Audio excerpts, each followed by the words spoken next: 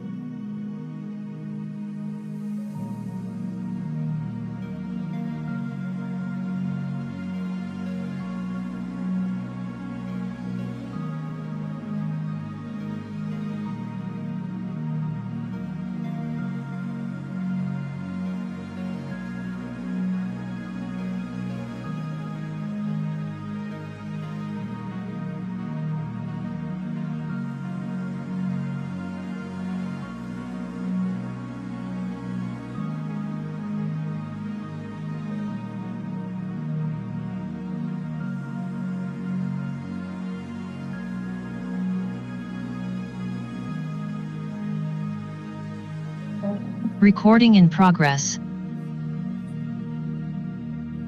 Hello, everybody. This is Bettina Anklan at Axiom headquarters here in Houston, Texas. Thank you so much for joining us.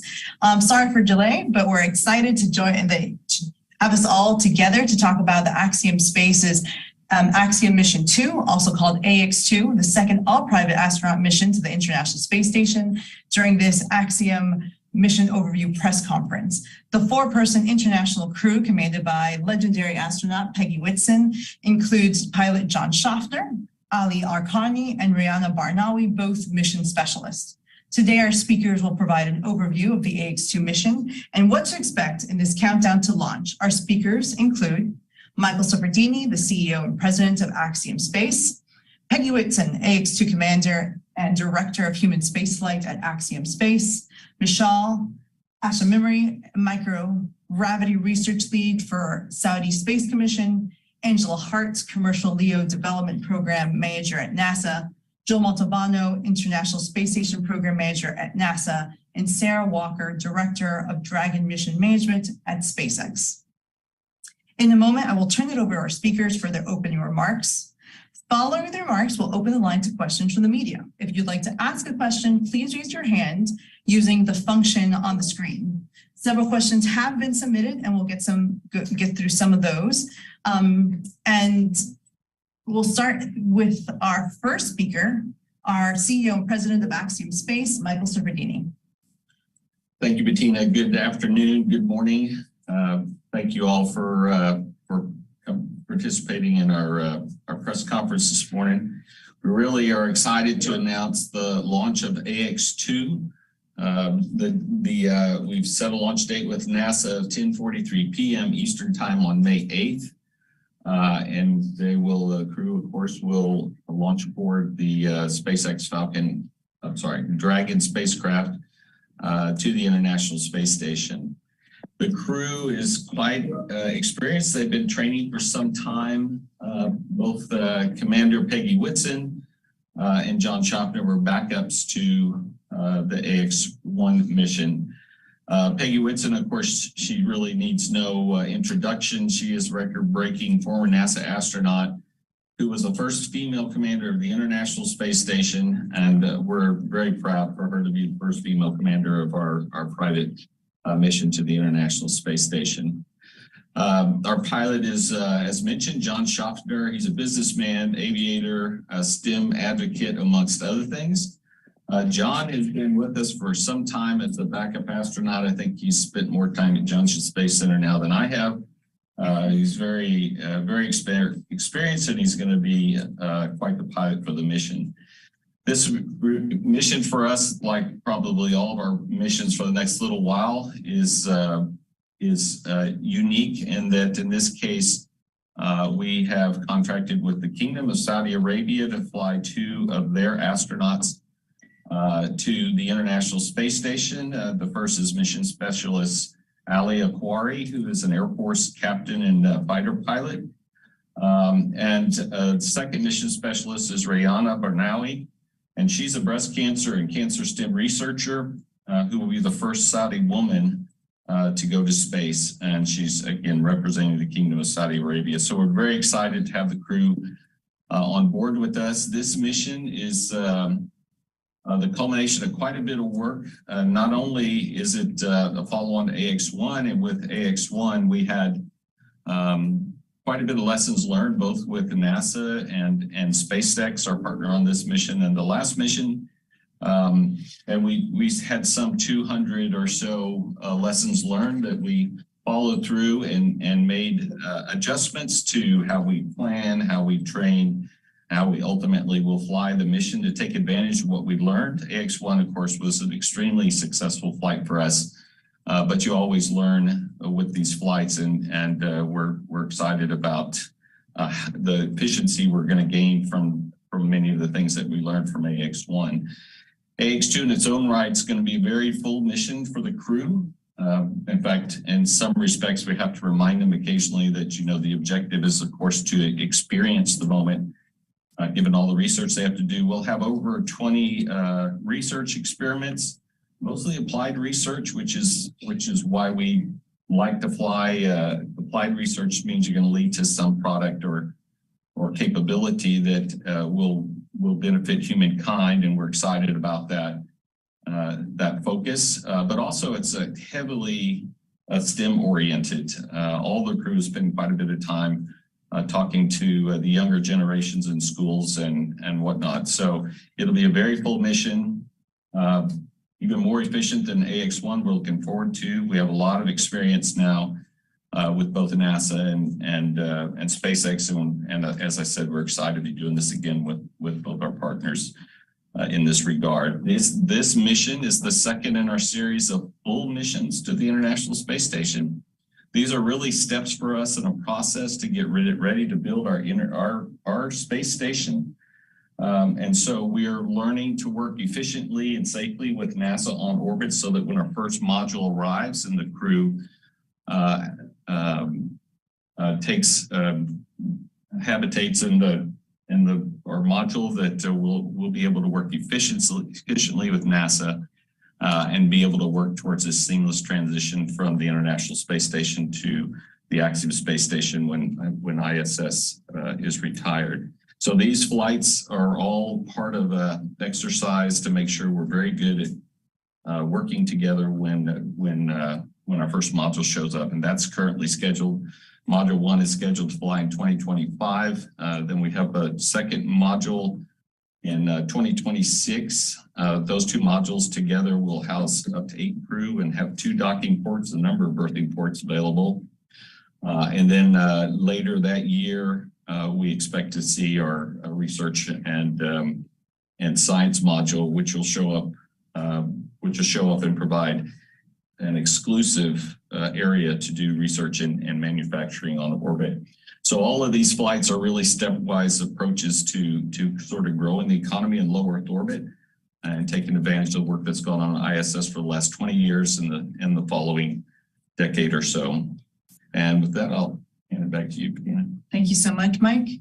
Next, we'll hear from the commander of this mission, Peggy Whitson. Yeah, space is really changing right now, and I'm really excited to be a part of expanding humanity's access to this amazing frontier.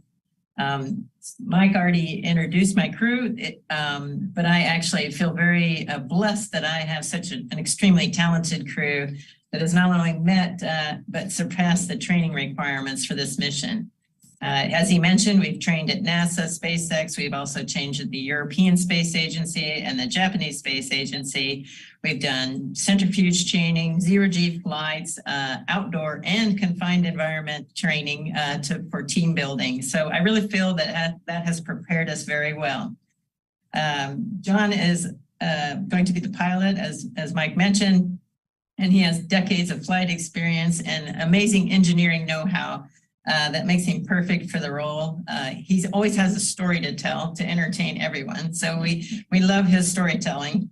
And one of his major objectives is STEAM education. He's got an art contest planned in addition to many scientific and outreach discussions with school children.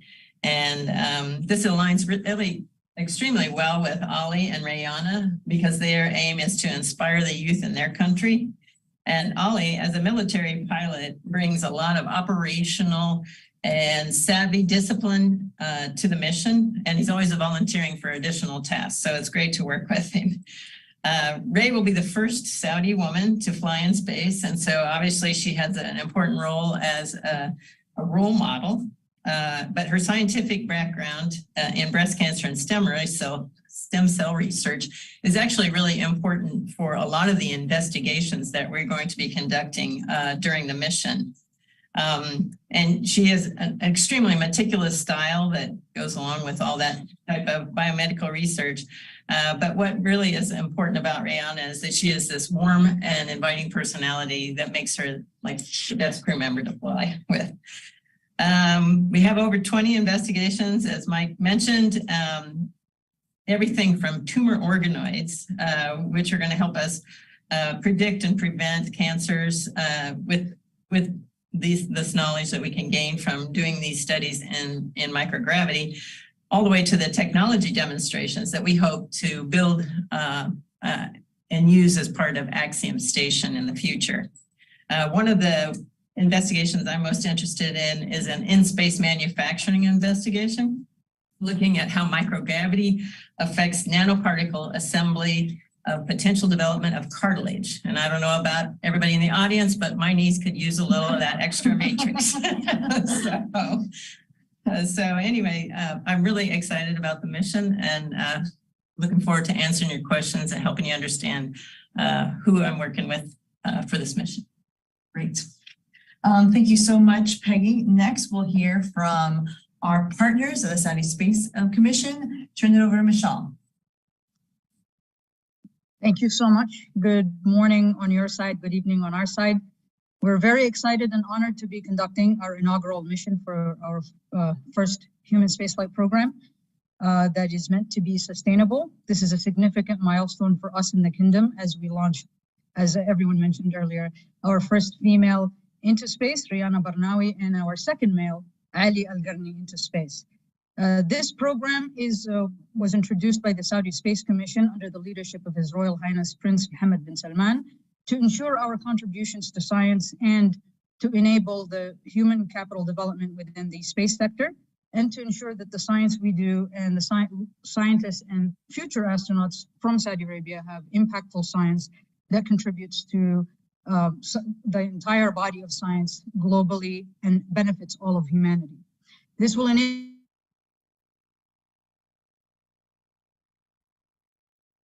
space player through our partnerships like the one we have today with Axiom, NASA, and SpaceX. We are very grateful for this partnership as we develop this sustainable human spaceflight program, which will pave the way for long stay missions in the future. On this mission, as mentioned, obviously, the most important thing we do for human spaceflight program is microgravity research and outreach, STEM outreach.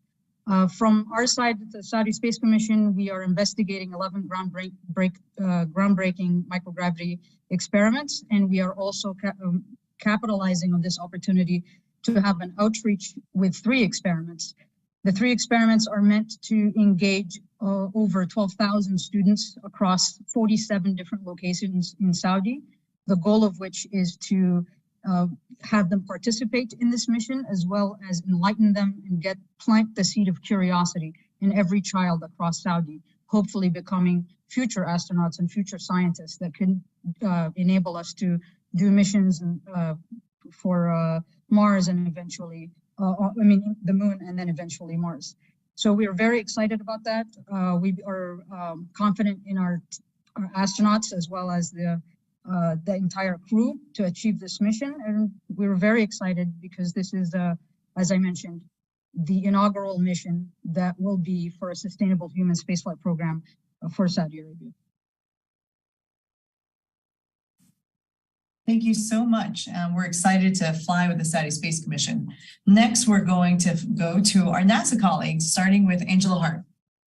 Yeah, good morning, good afternoon, good evening, wherever you are listening in. First, I want to thank you all for being here and your continued interest in these groundbreaking commercial missions to the ISS.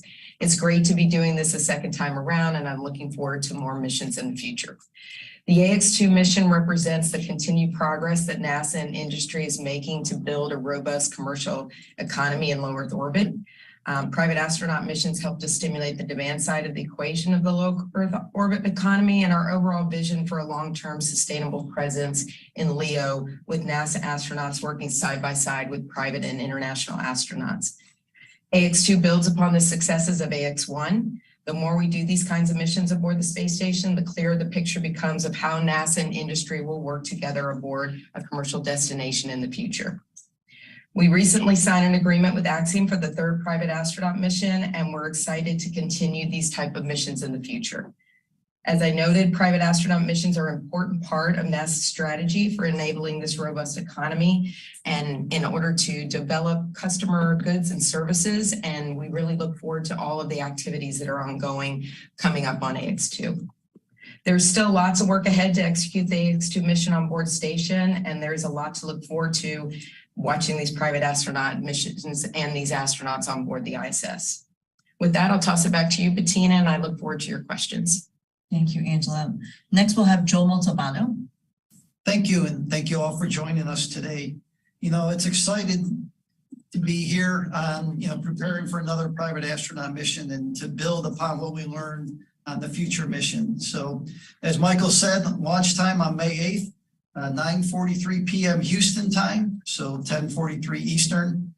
This crew will be docked to the International Space Station 10 days. And Michael mentioned they'll do a little over 20 research experiments. That will result in about 130 hours of national lab science that this crew will do on board, contributing to all the national lab science that we do with our NASA and international partners on board the International Space Station. Earlier this morning on board, we did a Soyuz relocation, moving the Soyuz from the service module Zenith port to the Russian node port, and that went without issues. Looking forward, the Russian colleagues have scheduled 3 spacewalks coming up, 2 in April and 1 in early May. On the NASA side, we have a spacewalk scheduled for April 28th. And so we're excited to participate in all those activities. On board again, the CRS-27 or SpaceX 27 Dragon mission continues to go well. That mission will be docked 30 days with the undocking plan now for April 15th. That vehicle delivered over 6,000 pounds of investigations, crew supplies, and hardware to the International Space Station. And the team on board is fully utilizing each of those pounds on board to maximize the use of the International Space Station. In closing, we're excited for another mission. We're excited to have our partnership with Axiom Space, and we're looking forward to a great mission. With that, let me hand it back over to you, Bettina. Thank you, Joel. And next, and our final speaker for this part of the press conference, Sarah Walker with SpaceX. Thanks, Joel. Thanks, Bettina. Wow, I cannot tell you how fun it is for me to be a part of this call today and see where we've come over the last decade. So in my early years at SpaceX, Mike, you were the ISS program manager, and Joel, you were his deputy. Peggy, you were a seasoned NASA astronaut, and Angela, you were one of the leaders I interacted most with for the CRS program. I couldn't believe it when I saw today's lineup and realized all our hard work for the commercialization of space had gotten us to this moment. This is the future we dreamed of, and it's here. Last year, we launched Axiom Space's AX-1 mission to the space station. I'm sure you remember, and that completed Axiom's first human spaceflight mission and the first ever all-private astronaut mission to the International Space Station. And here we are today, prepping to launch AX-2. The first commercial mission to the station to include both private astronauts and astronauts representing foreign governments. We're proud to launch this mission on behalf of Axiom Space, who's committed to making low Earth orbit accessible to everyone. And we're excited to support this crew in particular in the research they have planned for ISS. This is a mission of multiple firsts, and we're honored to have helped train and prepare Peggy, John, Ali, and Rayana for their historic mission and Dragon's 10th human spaceflight mission to the ISS. As we often say, we take very seriously the responsibility that has been entrusted in us to fly crew to space and return them safely home. So my team's mission and our laser focus right now is to safely launch AX-2 to the station and then return this crew to their families about 10 days later. A quick overview of the vehicles flying on this mission. This is the first launch for this Falcon 9 booster and the second flight of this Dragon spacecraft. It was named Freedom by NASA's Crew 4, who previously flew this Dragon to the space station last year, actually just days after the Axiom-1 mission returned. The teams are completing Dragon's refurbishment at our facility at the Cape right now. They're preparing Dragon for the test drive, which is when the crew will get into their flight vehicle wearing their flight suits for the first time. It's a good moment of familiarization for the crew to mate and demate connections between suit and seat, to try out their helmet audio with comm checks and more. Afterwards, we head into nominal launch milestones, beginning with Dragon's transfer to the SpaceX hangar at Launch Complex 39A on NASA's Kennedy Space Center. So stay tuned for that at the end of the month. Thank you again for including me in today's briefing, and thanks from all of us here at SpaceX, to Axiom Space, to NASA, and to the Saudi Space Agency for your trust, partnership, and close collaboration on the AX-2 launch as we all work together to make space accessible and make humanity multiplanetary. Thank you so much, Sarah. And thank you everyone for that status update and the overview of the priorities for the upcoming AX-2 mission. Now we're going to open the floor to reporter questions. As a reminder, if you have a question, please use the raise your hand feature on the site. And you can also submit your questions to the moderator via the chat function. We've already received a few questions from reporters, and we'll take some of those during this conversation. To help move things along, please remember to state your name, affiliation, and whom you'll direct the question to. And you can also follow along the conversation on social media with the hashtag AX2. We'll begin with our first question as reporters ask questions on the chat feature from the Orlando Sentinel. The question is directed to Mike Suffredini. What aspects of AX2 are building on AX1 toward the end goal of building out Axiom Station? With AX3 approved, what is the company's goal in terms of missions per year before the first module is launched? And is there an update target year for that? Let's see. In order of ask, so AX2 is similar to AX1 from the standpoint of how we're practicing the process of working with our partners and becoming more and more efficient, working together with both SpaceX and NASA. SpaceX, of course, for the launch, and NASA for the on-orbit effort. As I mentioned earlier, we had about 200 lessons learned that we went through. And this is a process of you do a number of these flights, you figure out what you can do better next time, and then you make the changes and go do the flight. So AX2 is just another step in the process from that standpoint. Of course, for all the reasons we said, AX2 is a very unique and exciting flight in and of itself. We expect to fly as often as NASA has opportunities, but of course we compete for those. But our intention and preparation is to fly about 2 flights a year until our first module shows up, which is, as I mentioned, is the latter part of 2025. In which case we'll have a little more access and flexibility, and we'll fly. At that point, we'll start to increase our tempo a little bit based on what customer demand is. Thank you. Our next question will come from Jeff Faust. Jeff, your line is open. Yeah, good afternoon. Wanted to ask for Mike and or Peggy, you mentioned you've got a bunch of lessons learned from AX1 that you're applying to AX2. I wonder if you could give any specific examples of things you're doing differently on AX2 based on the experience from AX1. And also just really quickly, if you do launch on May 8th, when is the docking at the space station? Thanks. So in terms of the lessons learned, it's been really great working with NASA to come up with how to optimize our training based on our lessons learned. So we felt like the training needed to be improved and increased in certain areas and decreased in other areas that would optimize for our mission tasks and mission objectives. And with NASA, we have modified the training and made those suggestions. It's been amazing, the changes that NASA has made to optimize that. And I really feel our crew, based on our simulations, additional simulations, which we had requested, have really shown and proven that to be the case. In terms of launch to docking time, I think... So I've got that one, Peggy. Okay. Go ahead, Sarah. So funny enough, so if we launch on 5/8, we would dock on 5/10 at 11:40 a.m. Eastern time. That's about a 37-hour flight.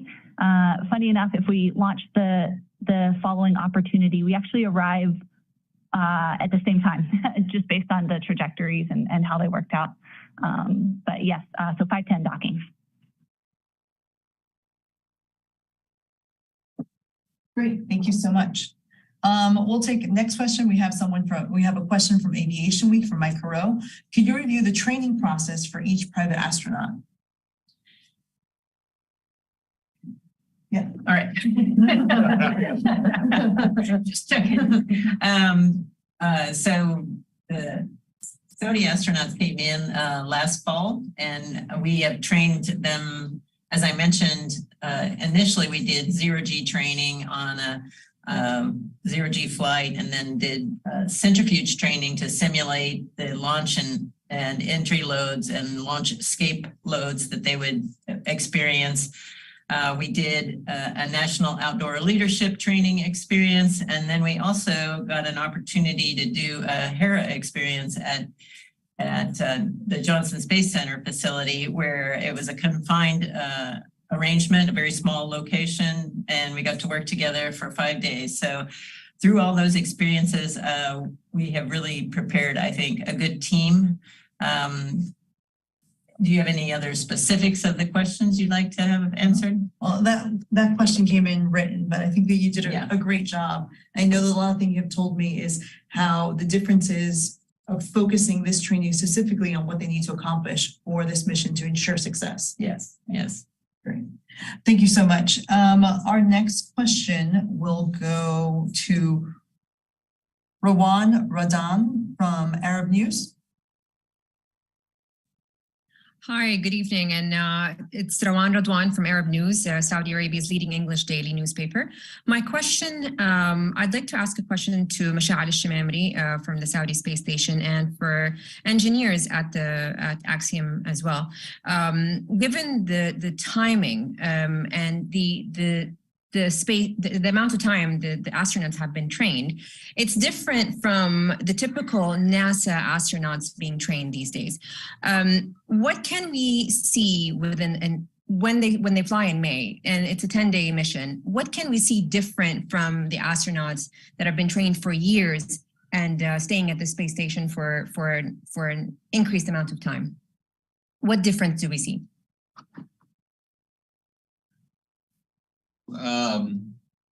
As an outside observer, you probably won't notice anything different. But the training that NASA astronauts receive starts with basic training where they learn quite a bit about astronomics and other courses like that. And it goes on to give them EVA training, extensive experience in the ISS systems and other systems they have to utilize and launch aboard.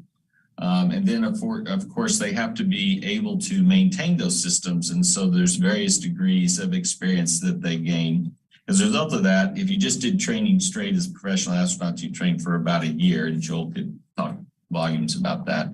Our astronauts are trained for these particular missions. They're trained very specifically for the things they're going to do on orbit and the systems they'll utilize. And so that's what that focus is training on. The reason why we fly a professional astronaut like Peggy in this case, they're the ones that help them when they come across things that they're not comfortable with or not sure about. And so we're able to let the private astronauts train a little differently and very focused on their mission because we have a professional astronaut flying with them. So hopefully that kind of lays it out for you. But to the observer, they'll look like the rest of the astronauts in terms of the jobs they do on orbit and the interactions they have with the ground. Thank you, Mike Sofrodini. We certainly agree with that on our side. For astronauts train specifically for this mission, and then for longer duration missions, you're trained for those specific missions. So depending on the mission itself and the opportunity, you train the astronauts for whatever they're planning to do for that mission. So to all of us, they are still astronauts and they're going to be doing their job and they're going to fulfill the duties for this mission. Next, we're going to go to Joe Fisher from UPI, United Press International. Joe, your line is open.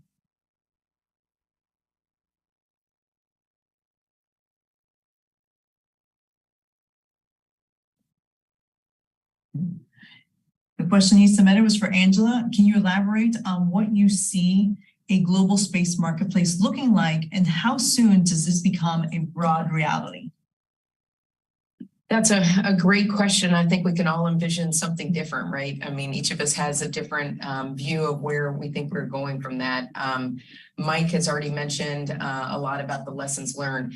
That's why these private astronaut missions are so important to us, because we on the NASA side as Axiom is learning and refining their plans and processes on how to be successful in managing their own commercial space station someday, and all the processes it takes to train astronauts and bring them forward. NASA is also learning what it would be like to work hand in hand with a private astronaut and not with US government astronauts. And so as we take those lessons and we see also the commercial activities and the markets that are being brought into play, the new outreach efforts that are ongoing that NASA would not have been able to reach that are being reached by these different private astronauts, STEM and different charity researches and things that they want to do. We're expanding the scope of the people that are being touched by these missions.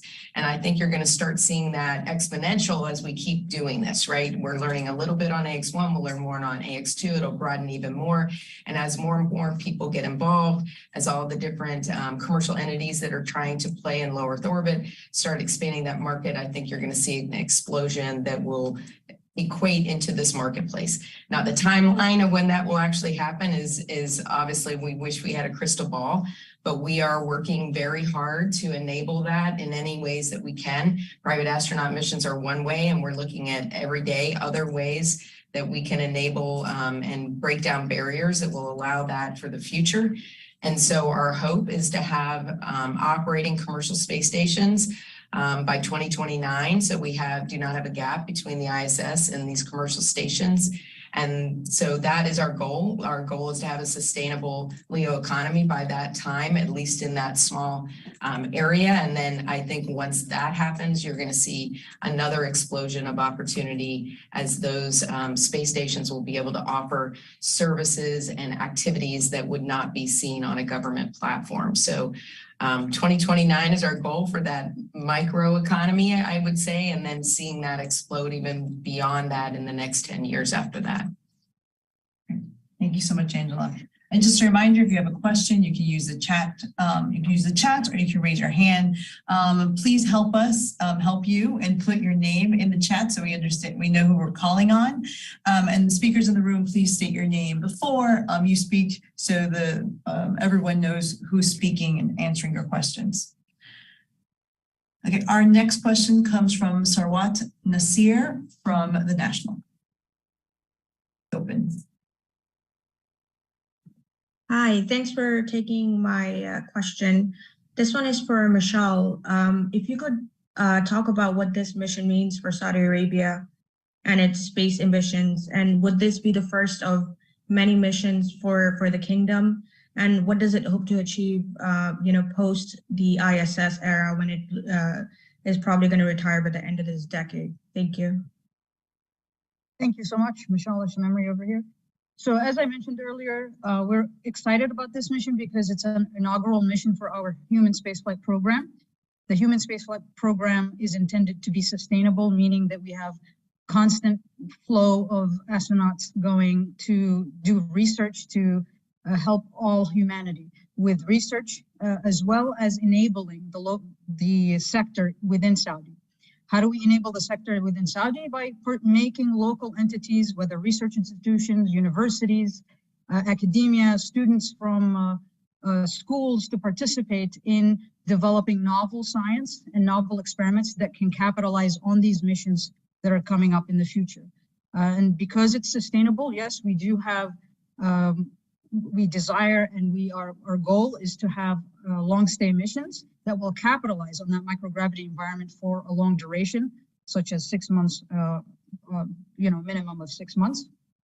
So that's essentially what we would like to do for this human spaceflight program. It's supposed to be perpetual, sustainable, and in doing so, we will train many astronauts. We will engage a lot of local entities to do a lot of research. We will enhance our partnerships with international research entities on collaborative work for microgravity research that spans from human health all the way to physical science to, in our case, for this particular mission, we even have an experiment that's supposed to analyze the concept of creating artificial rain in low gravity environments. So what we are hoping to achieve for this particular mission is obviously advancing science through these groundbreaking microgravity research experiments. And then most importantly as well, try to engage the youth in Saudi through the we're trying to reach 12,000 students across Saudi, 47 different locations, to try to engage them, plant the seed of curiosity, to explore, to have critical thinking with these live events with the astronauts aboard ISS.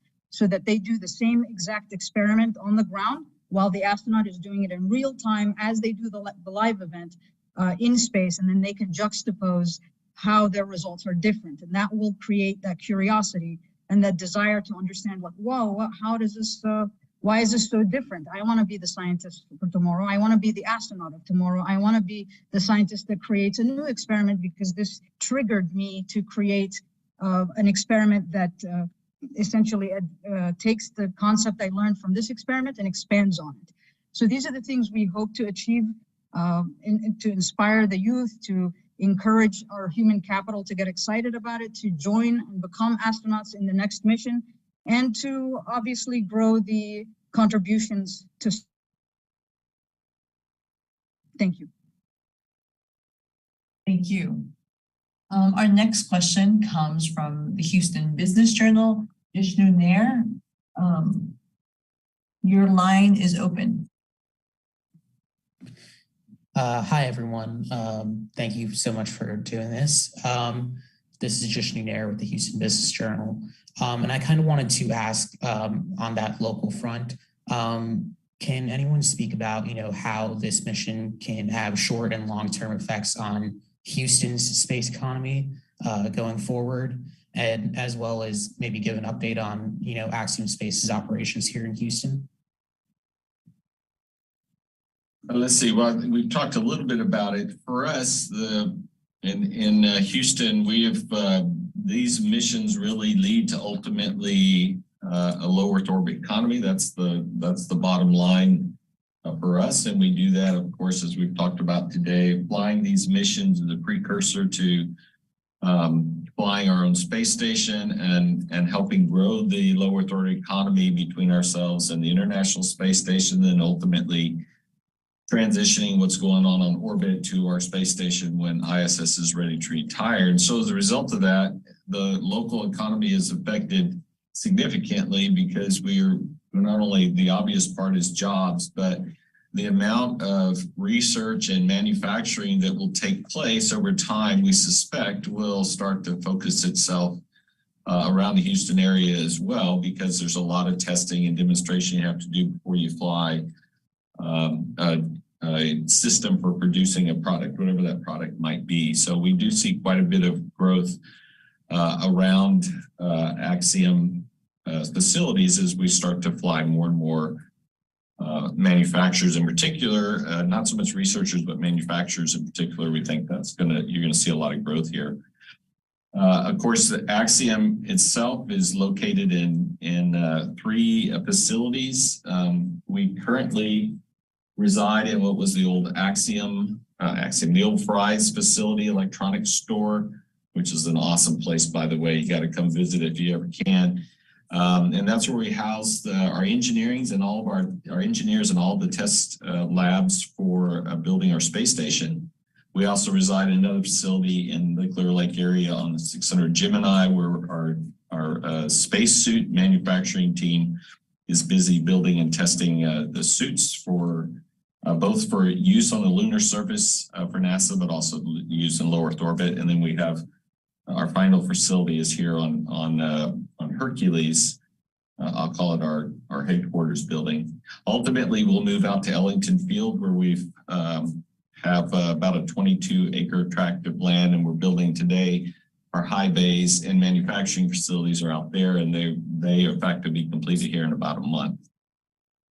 So that's kind of the big picture view of Axiom and its footprint here in Houston. This is Angela Hart. I'd like to add that on top of everything that Mike has mentioned, which is extensive, there are lots of other companies trying to get involved in this market as well. And Johnson Space Center is doing a lot to encourage that and enable that along the center, both within the arena of what Axiom is doing and what other providers and partners that we have are looking to provide as well. We're trying to open up resources that Johnson Space Center has in order to enable these companies, both that including technical expertise, use of our facilities. And so just to help drive and thrive that Houston economy and the area around Johnson Space Center that has been so supportive of us all these years. So I think you're going to see that as well. A lot of the companies that are supporting the International Space Station are broadening out into these other areas as well. And so the work that Axiom's doing and others is providing these opportunities. And I think you'll see more and more of that in the Houston area. Thank you so much, Mike and Angela. If you have a question, please use your hand and we'll enter the queue, or you can submit the question. We had one more question, Angela. It was also for the Houston Business Journal. Can you discuss what AX2 will try and learn about with commercial breakthroughs in LEO? I know you can answer this. I know our Axiom space team will also want to chime in. Yeah, and I mentioned, this is Angela, I mentioned a little bit in the earlier question. It goes across the gamut for us on what we're learning coming out of AX2.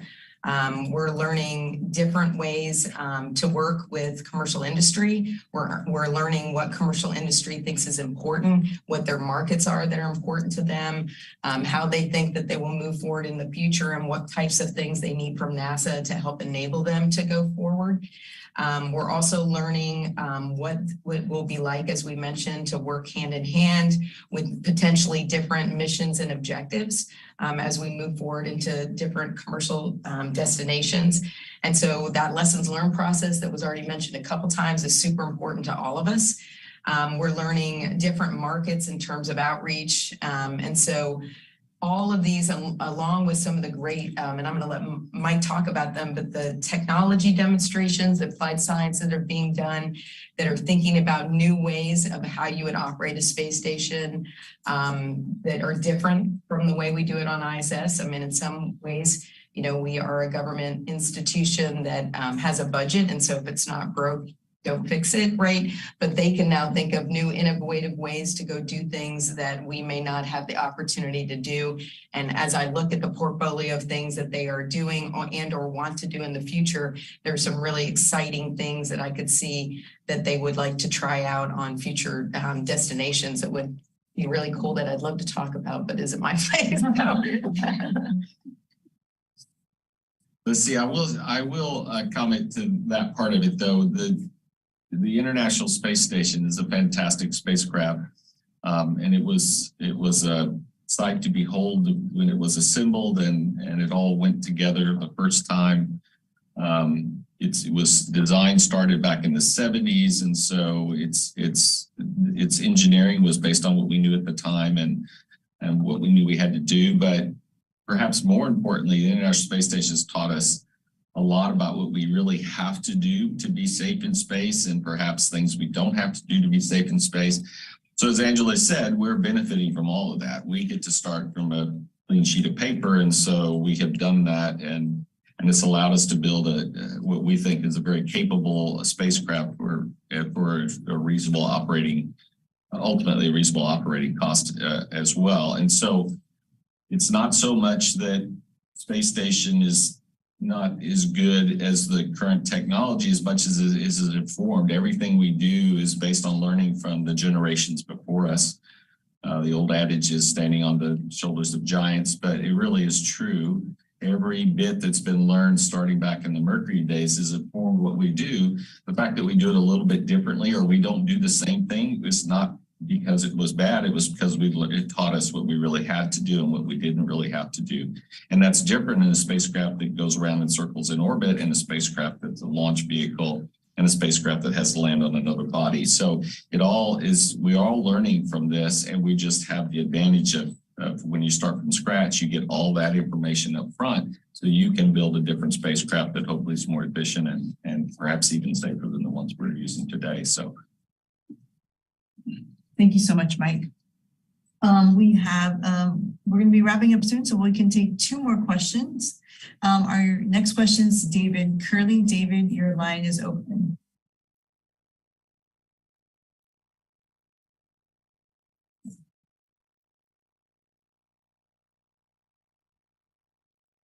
Okay. Next, we'll go to Lenka White. Lenka, your line is open. Hi, thank you so much. Lenka White from Sputnik News. To the Axiom team, can you share, please, on what basis you decide with which governments you cooperate? Now it is Saudi Arabia, but I also read about your agreement with Turkey and possible cooperation with Hungary. Thank you. Well, we're a global provider. We're a U.S. company for sure, but we're a global provider of services. So we're a bit agnostic. I mean, there are laws that we have to follow, so we pay very close attention to those. And of course, there's technology transfer things we have to be very sensitive to. But we intend to service a global marketplace, and you see that. Of course, Saudi Arabia is very important to us. UAE is on orbit today as a flight that was arranged for by Axiom Space. We are talking and have signed an agreement with Turkey for a flight. We've signed an agreement with Italy for a flight. We're signed an agreement with Hungary.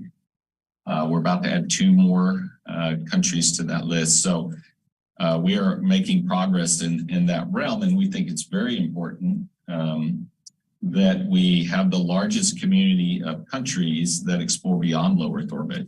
And you start by cooperating together in low Earth orbit. So we think what we're doing is not only serving a market, but more importantly, it's helping us as a species learn to live off the planet, which is going to be very important for us. Thank you. And our last question comes from Manuel Manzanati. Manuel?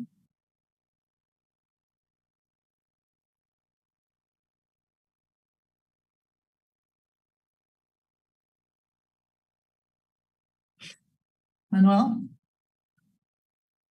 Can you hear me now? Yes, thank you.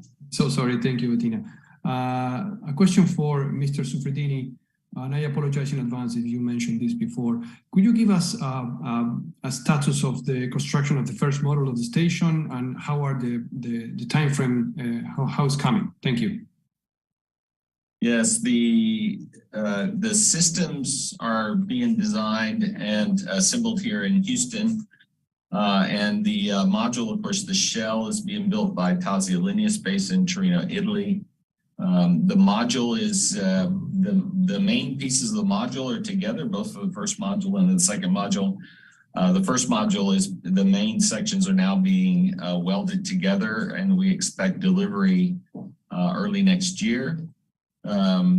The delivery early next year then supports a launch of the first module in late 2025. And the subsequent modules, at least the next 2 modules, will go up as quickly as we can, which is be 26 for the second module and 26 or 27 for the third module. And then we'll stay in that configuration until about a year before ISS retires, and we'll bring up our relatively large power and cooling module and ring it out before we separate from ISS. So that'll be based on when ISS retirement date is. Well, thank you so much, Mike, and the entire team here. We really appreciate everyone for joining us today. That was our last question. If we didn't get to your question, please email us at media@axiomspace.com, and we'll try to get back to you as soon as possible. Our next media opportunity is next week, Tuesday, April 11th, for our Science on the Mission press conference. We will be discussing in depth the science that we'll be conducting. We talked a little bit about it today. We're excited about that opportunity. Please visit axiomspace.com for details on the press conference, new edition of photos and video on our press kit, and more details about the mission. Thank you so much, and go AX2.